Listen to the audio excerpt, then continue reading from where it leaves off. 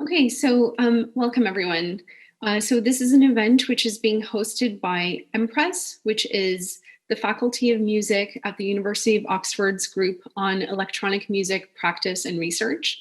This is part of a series called Art of Noises, which is being curated by my colleague Dan Huell, and which is being co-presented by the Faculty of Music and Modern Art Oxford. So I wanted to thank the faculty. I wish to thank Modern Art Oxford, as well as Dan for hosting this event.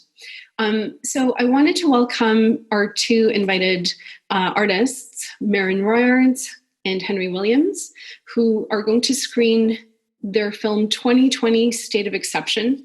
This is the second in a trilogy of films. I'm going to introduce Henry and Merijn.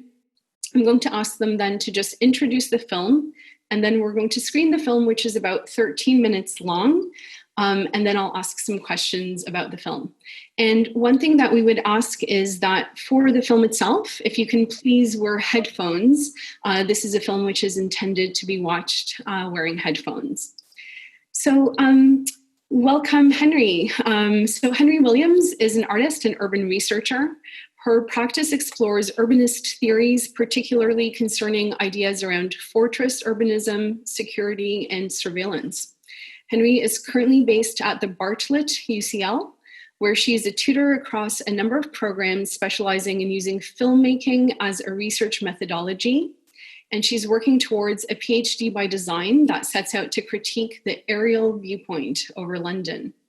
Her projects have been widely exhibited and published in the UK and internationally, most notably at the V&A Museum in London and on the front page of The Guardian.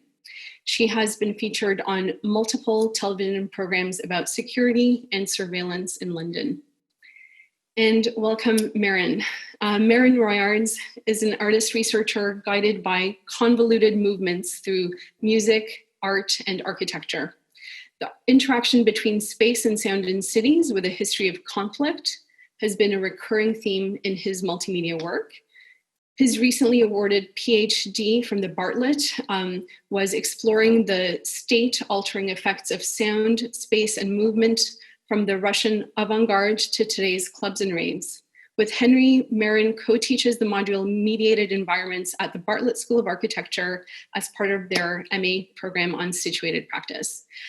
So welcome again, Henry and Merijn, and thank you so much for being here and for showing us your film and being part of this festival. I wanted to say we also hoped to invite you here in person, and we hope to still do that one day.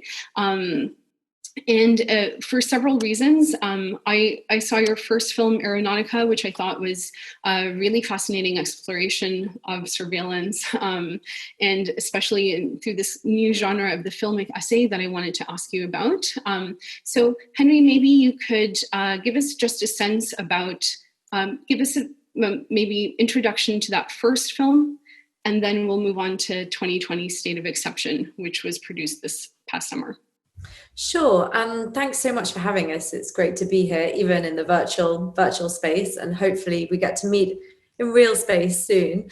So Merijn and I have an audio-visual collaboration that is about creating sensory experiential essay films. So we're trying to ask a question and set out to answer it, but we're trying to do it in quite a dynamic, engaged way. So using forms of installation and getting people to wear headphones so that you're fully immersed in the work. And the topic that we've been looking at most recently is that of aerial surveillance over London. So Aeronautica was a film that we completed at the beginning of this year.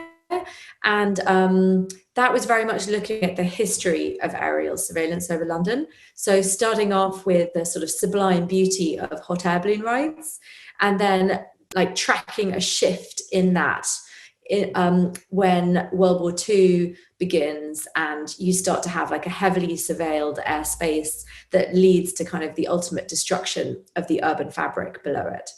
And this new film, 2020 State of Exception, looks very much at the contemporary landscape of aerial surveillance over London. So we're looking at aerial surveillance during the moment of lockdown and comparing that with a sort of ground-based micro view of the surveillant gaze. So looking at like thermal cameras within domestic space and how those relate to the urban fabric as well. Thank you so much. And I understand that there is a short essay which accompanies this film.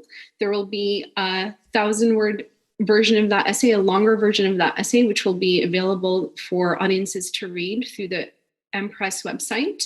But Henry, if you would be so kind as to indulge us in the kind of shorter version of that essay as just by means of introduction to the film. Sure, that'd be great. On 23rd of March, Prime Minister Boris Johnson announced a COVID-19 lockdown across the UK. At once, London became a city with no people, a ruin in reverse, heavily policed and surveilled. Against the backdrop of this empty chaos, the government rushed through the Coronavirus Act 2020, a bill that introduced emergency powers, a radical suspension of the basic rights of the citizen, including the right to protest. After almost 100 days of lockdown, the Black Lives Matter protests erupted onto the streets, an outpouring of humanity, solidarity, and emotion banned by the Home Secretary. The surveillant gaze of the police helicopter logged all of this, the empty and the full. 2020 State of Exception charts a journey through this dystopic landscape of lockdown London and proposes a new form of engagement with the online audience. Central to the work is a figure portrayed through the machine vision of a thermal imaging camera, similar to those used aboard the police helicopter. The heat of our bodies is now a key indicator of viral infection, the surveillant gaze inextricably bound to the heat sensor. A woman glows white with the warmth of her body, trapped within her domestic environment. She issues a set of instructions to encourage the viewer to join with others across digital space. Are you here with me? Press your hand to a window. Feel the cold of the glass against your warm hand. This is not passive, but active viewing. The audience experience together apart. The instructions connect the viewer's sense of their own corporal reality to the landscape of documentary footage portraying a city in lockdown, and as it emerges in protest. Masked faces, warm bodies moving together. Thank you so much. So here is 2020 State of Exception by Henry Williams and Merijn Royaards.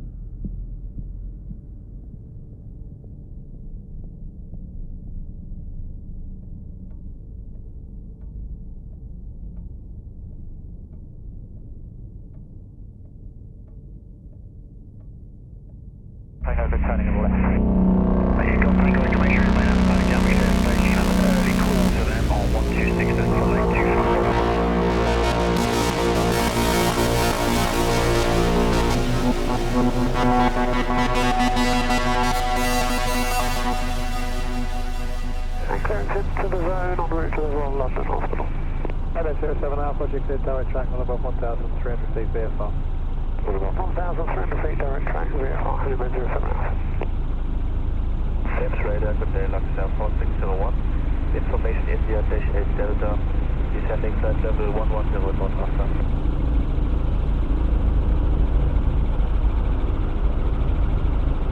Pleasure for the station, taking your call time.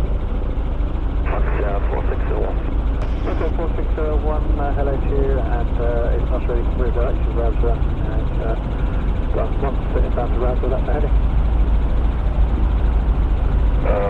We continue direct Oscar and after Oscar on the heading left airport.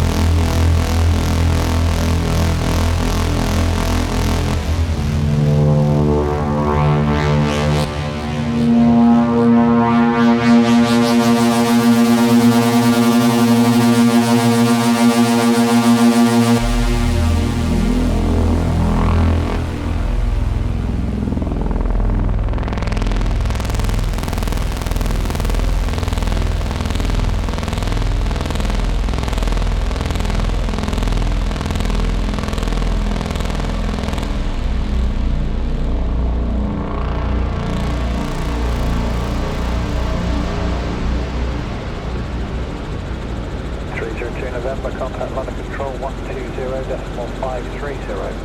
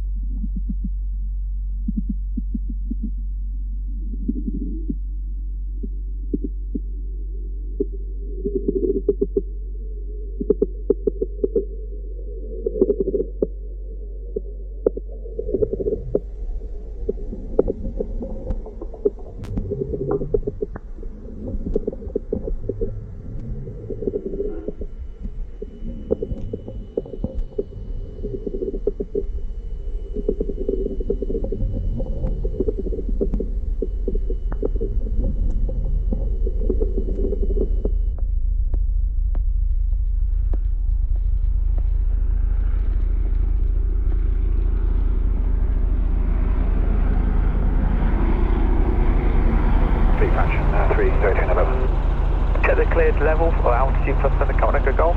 Right above 1,800 feet. 1,800 Thunder Covenant Golf. First speed 180 knots. Reducing 180 då, så det då. Right.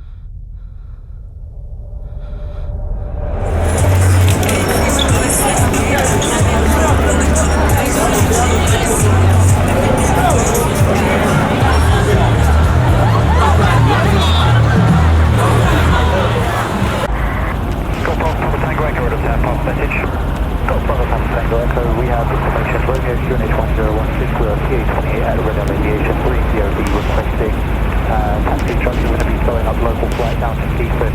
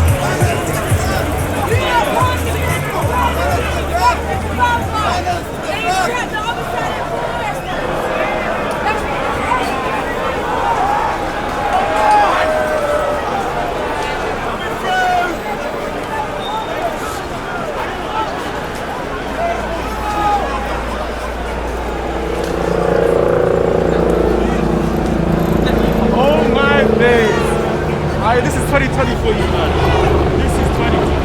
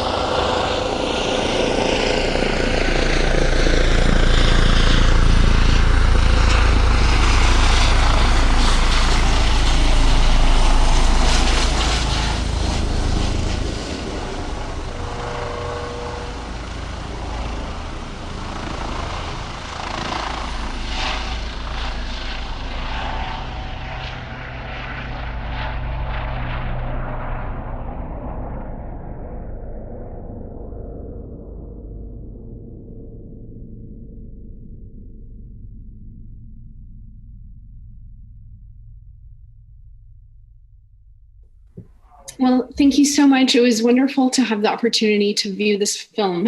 I wanted to start with just a kind of general question about this genre of the film essay, which is something that you're exploring in your collaboration. Henry, you mentioned that, this is a kind of dynamic way of exploring research questions. So could I just ask, what is it that attracts you to this medium? What do you think it can bring to the study, let's say, of cities in particular? And this is a question for either of you, I should say. Yeah. Well, I think we probably both will have an answer to it. I think both of us connect with the idea of defining our practice as being artist researchers. And I think the researcher in us sets out to ask a question and to try and answer it. But we're quite interested in doing that in a way that is maybe more related to fine art practice. So instead of spoon feeding the answer back to the audience, it's very much about like creating an environment that makes you feel a certain response to the question. So I guess our form of the essay film is different to maybe earlier forms in that we try to strip back the script to virtually its bare bones. So instead of having like a narrative, like a spoken narrative, like feeding the ideas through to the person watching the film. The idea is to have that sense of an underlying script, but to try and like strip it right back so that there is an argument that's being relayed, but it's being done in a much more carefully and restrained way, but it's loading up the viewer with sort of experiential elements that particularly come through, I think, on the sonic environment. Yeah, no, indeed. That's. I think if I want to discuss, maybe starting from that sonic viewpoint, I think actually both our ideas about the SF film are really strongly rooted, and that's especially true for this one, in the act of field recording, of bearing witness. And in terms of the sound design, I think the composition of those field recordings then becomes a way for me to try and create a hyperreality. And the function of such a hyperreality is sort of twofold. It's a way of bridging the gap between what's a lived experience, especially if it comes from us being there and field recording. But it's also an attempt to get to what Werner Herzog has called ecstatic truth, something that lies underneath the factual. So in one way, we strip bare the factual, but it's also about trying to excavate something that lies underneath. And personally, I'm really inspired by the way Jennifer Walsh, composer, artist Jennifer Walsh, works with that concept. There's this one piece, which is part of a much larger project, the Milker Corporation, where she takes an historical fact, which is the British government trying to dissuade people to join the IRA or indeed the IVA by inventing this bizarre story about a Satanist cult being somehow linked to the IRA. And rather than changing those facts, she just takes that fact and she extends it. So she sort of thinks through what that could mean. And then she sort of lands upon this really interesting genealogy where an Irish avant-garde might have been forged from such satanic cults that were rife on the Isle of Ireland. And I think what's really interesting about that is that she sort of projects back onto the British government in this case, what they were doing, what they were trying to project out. And she does it through sound. There's another anecdote where she talks about, as a kid in Ireland, how they used to assume or imagine that the British government would always listen to everything that was said over the phone. So whenever they would make a call to each other in Ireland, they would always insert some things that would sort of set alarm bells ringing and red lights go up in the counter-terrorism offices in London, or at least that's what they imagined. So it's a sort of listening back or sounding back. And I think that's not something that I'm completely sure I've managed to do in safe reception, but it's definitely a notion that's very important to how I think about sound. Absolutely. I mean, for me, there is this thread of listening back to the state by having these kind of, quite exaggerated, as you said, these maybe hyper real representations of sound and the kind of visceral, feeling that kind of sound design can produce. And to hear, to both see and hear London, I would say, in this exaggerated state, or through that exaggerated lens, that hyperreal lens, I think does, suggest to the viewer, first of all, it suggests how pervasive and overriding these forms of surveillance are that we live with every day, but don't necessarily think about or are not always aware about. And also then how to resist that, for example, through kind of what you said, Merijn, in terms of listening back. If I could just revisit that idea, there were so many interesting things in what you've said, and I want to pick up on a couple of those threads. But how do you approach then the sound design in order to create that hyperreal sensibility? Yeah, there's various things, and maybe I should, some of them perhaps quite technical, but if we focus on the safe exception, I think what's interesting as well is that we knew this was a project that we were creating during lockdown, and if we wanted to show it in today's situation, then it would have to be a sonic work that was designed for headphones, and that opened up for me a possibility to work with binaural recordings, which is really interesting, right? It's like a first person perspective. And maybe, so that's one way of, it's sort of getting very close to the action. And then what you can do as well in post-production is layer different binaural recordings to sort of build it out into something which goes beyond, right? So it's almost like a superimposed first-person experience.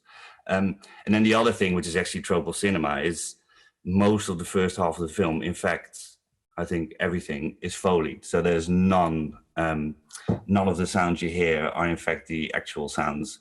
And of course, that's been used in cinema so often. It's like the shot at Bank where there's this lone pedestrian coming up towards the camera.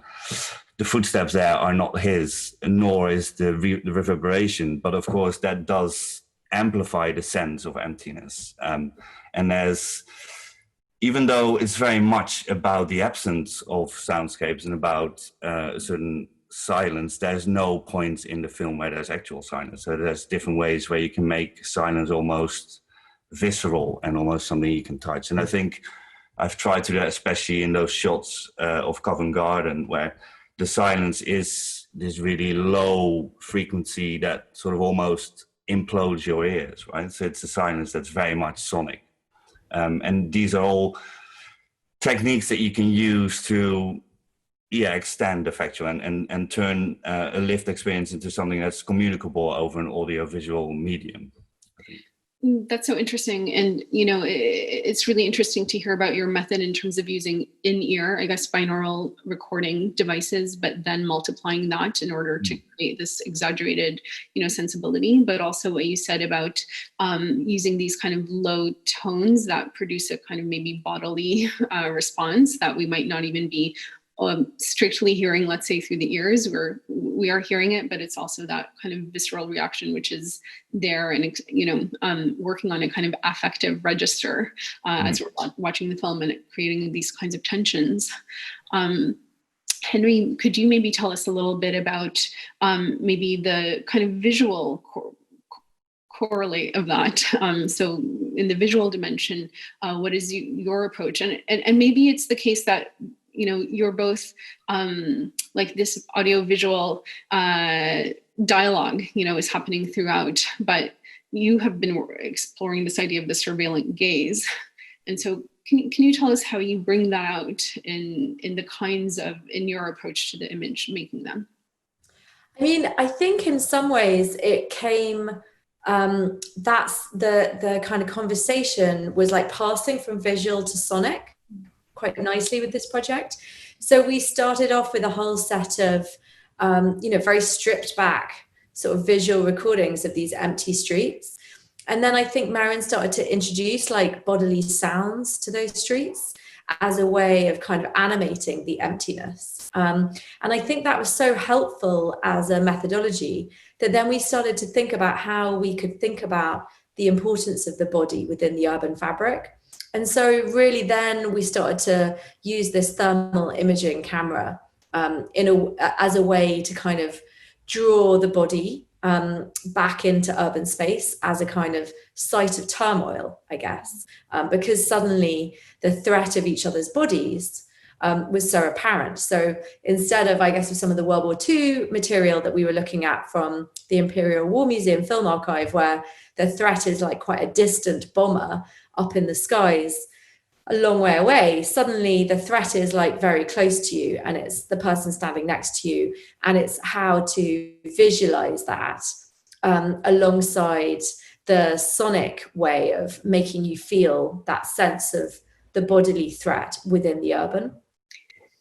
And can I ask a very, kind of maybe prosaic question? How does this work in terms of sound and image and working together, with this collaboration? Is it a constant, negotiation of the two? Is it back and forth? Do you, what is your way of working, if I can, put it that way? Sure. It's absolutely a back and forth and a very productive and inspiring one. I found. But it's something. I just find this really hard because I think we're still trying to come to terms with the fact that, for me, it is actually quite important for if I want to work with a soundtrack to an essay film in a collaboration, it's quite important for me to have something to work against. So I think it always, even though there's a very a nice back and forthing going on, it does definitely start with a rough edit on Henry's side, or at least it has so far.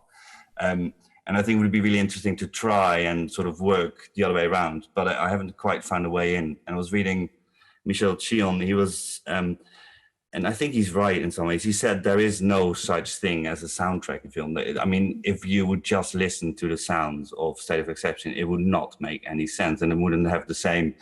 So the soundtrack, for all its viscerality, very much needs the image. And I think also for me to creatively work with sound in an essay film, I need an image to do it from, or at least at the moment, that's sort of my preferred way of, my preferred starting point, at least. But maybe I could just add one thing about the collaboration. I mean, I think what's exciting about working with Merijn for me is it's more than just a collaboration between our techniques of like the visual and the audio. It's actually like a conceptual collaboration. So this idea was very much one that we like worked up together from the ground up. So like right at the very beginning of the intensity of lockdown at the end of March, we were walking the city together and experiencing it together, and then talking and thinking about it. Even before the film had turned into anything, it was eventually commissioned by Open City Docs Fest, which is the film festival. But actually, like in the early days of it, we didn't really know that it would be something that would be resolved so quickly in the process. So I guess that's the thing that I'm getting so much from this collaboration from. It's like the talking about ideas before you even start the project is just as important. Yeah.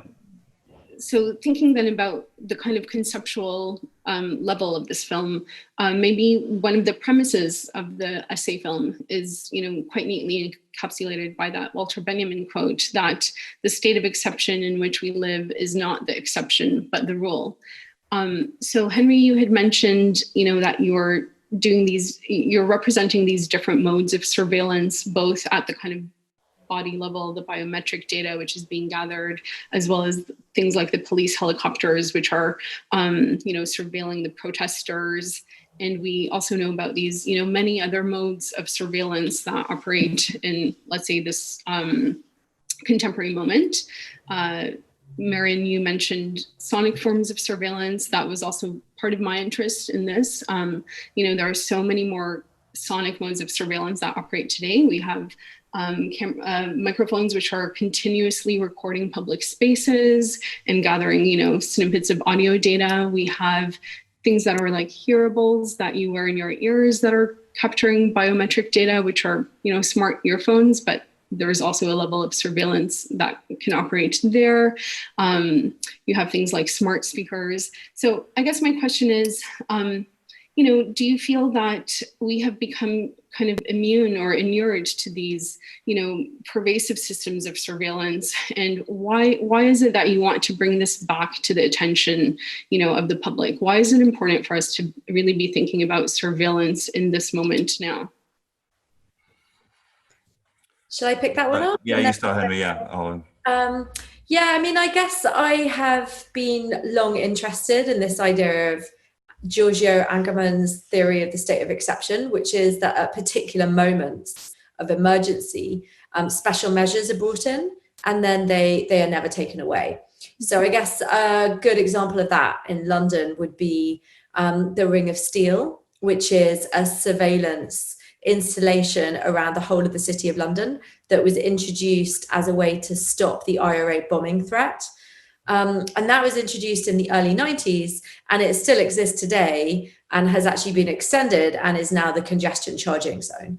So I guess that's like a really perfect example of like a surveillance measure that was brought in. Everybody thought it should be brought in because it was a heightened moment where extra surveillance was needed, but then it never ever disappears.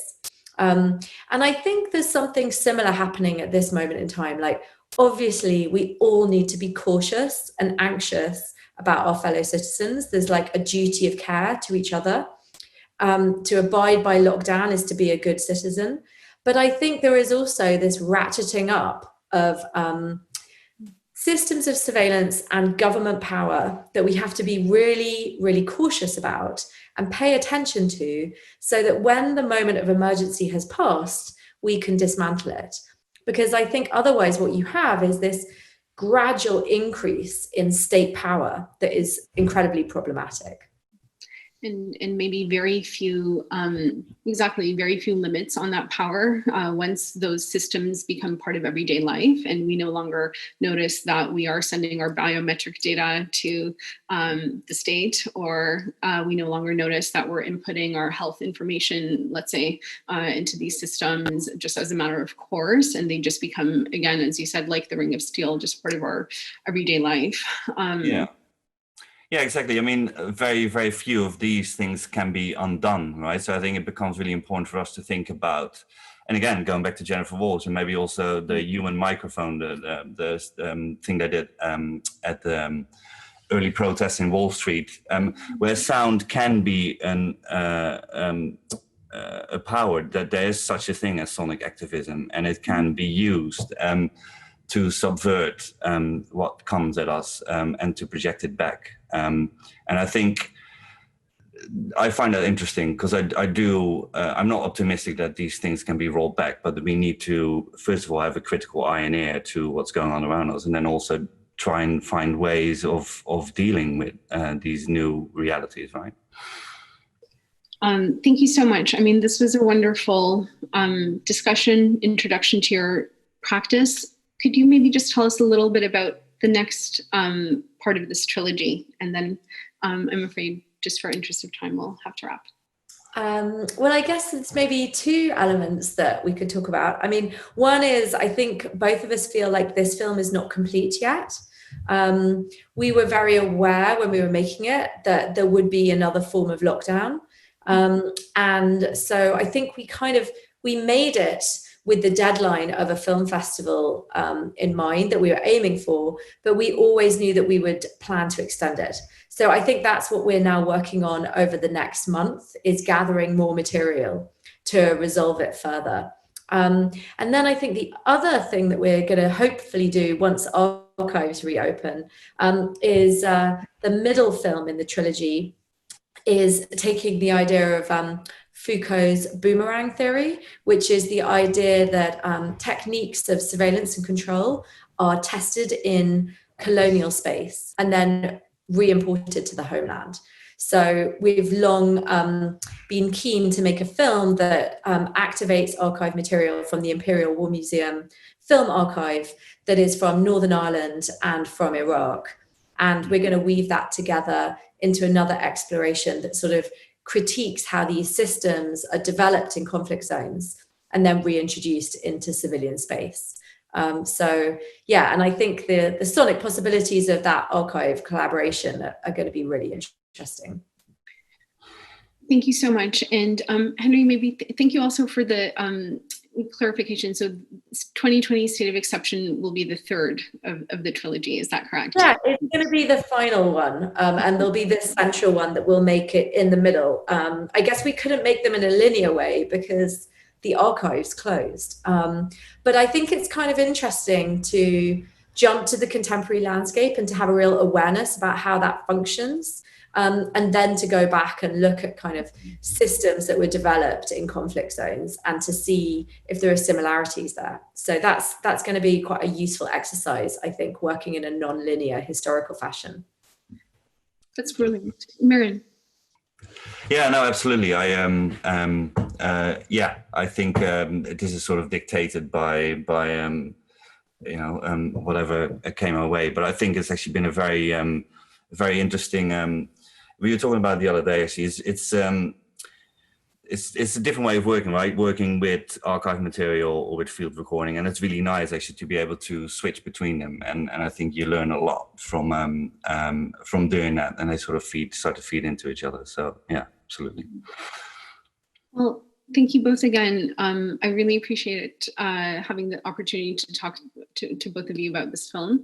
But also it would be wonderful to invite you both here when you have the trilogy to screen all 3 films. And, we would love to host a workshop on the film essay and also invite students to think about this genre that I think you're, really furthering along with these wonderful works that you're producing. So thank you again. And thank you also again to Danny Hulme, to EMPRES, to the Faculty of Music, and to our audience for being here.